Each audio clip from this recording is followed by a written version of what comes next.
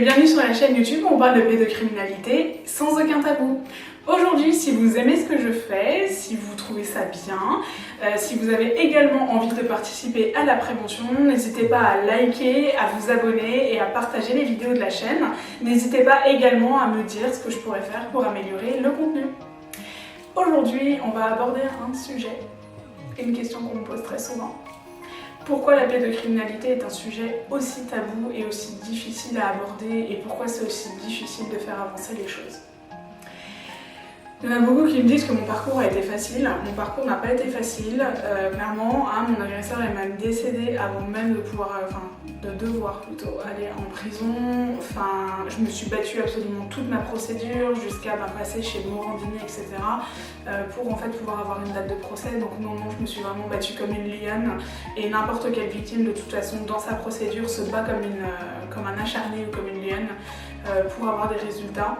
Et malheureusement, des fois, il n'y a pas toujours de résultats. Et je vais répondre à cette question de pourquoi la pédocriminalité c'est aussi tabou alors que c'est un sujet qui concerne 30% des Français. De près ou de loin, mais concrètement au moins 30% des Français. C'est un sujet qui, d'après moi, et tout ce que je vais dire n'engage absolument que moi, montre la face la plus sombre de la société, montre en fait le côté le plus noir que peut avoir un être humain, de faire du mal à un autre être humain, parce que même dans la nature, on ne s'en prend pas aux enfants. Normalement, je dis bien normalement, parce que ça arrive aussi qu'il ait un pet de casque, un animal, quand il va attaquer les autres animaux, il va s'en prendre aux plus faibles, donc aux enfants. Mais il va pas s'en prendre par exemple à des nouveau-nés ou autres. Et l'être humain en fait c'est ça, c'est que normalement on n'est pas censé s'en prendre aux nouveau-nés. Et d'ailleurs, j'avais lu un truc, je ne sais pas si c'est vrai ou pas, mais que les chatons sont faits pour être mignons, donc pour être considérés comme mignons par les êtres humains. Et pour éviter qu'on les tue, en fait, justement, ils sont hyper mignons, quoi. Voilà. Et qu'ils ont aussi un petit cri qui fait penser au cri des bébés. Et normalement, la nature est ainsi faite que si quelqu'un a envie de tuer un adulte, il n'est pas censé tuer un enfant, même si on constate ça justement dans le monde sauvage.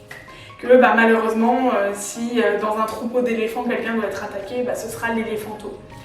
Par contre, ce qu'on constate également, c'est que dans la nature, les enfants ou les bébés sont les plus protégés pour éviter d'être attaqués. Les humains, c'est pas forcément toujours le cas, on laisse parfois les enfants à la garde de quelqu'un d'autre ou autre, mais parce qu'on n'a pas le choix, je ne culpabilise absolument personne, et on ne penserait pas qu'un professeur, qu'une nounou, qu'un grand-père, qu'une grand-mère, qu'un oncle, quelqu'un qu'on aime énormément et à qui on a 100% en qui on a 100% confiance, pourrait commettre une telle horreur. Pourquoi? Parce qu'en fait c'est quelqu'un de notre meute. C'est quelqu'un de notre meute qui n'est pas censé nous trahir, qui n'est pas censé faire du mal au troupeau. Et attention, parce que je sais aussi que ça va être interprété comme ça, on ne fait pas non plus de mal aux enfants des autres, mais en fait, les humains, on est tous égaux et on a tous la même valeur et normalement on est tous faits pour ne pas s'en prendre à un enfant ou à un bébé. Et la pédocriminalité, ça montre que ça touche toutes les classes sociales, toutes les nationalités, tous les endroits de la planète malheureusement.